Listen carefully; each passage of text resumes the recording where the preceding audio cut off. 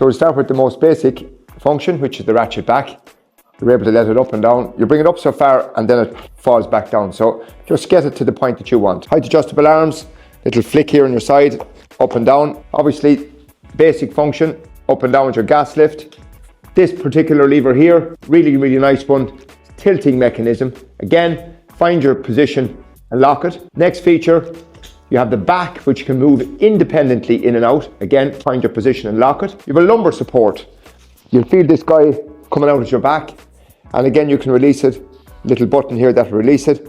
And here's fabulous little feature, again, to make sure you use it, sliding seat, whereby you have this lever here and put your hand in and wow, hey presto, there goes the chair in and out.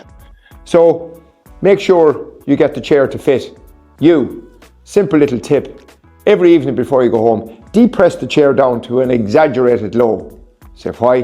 Because it's a trigger in the morning time to make sure that you get that chair for how you feel today and make sure it's a fit for you.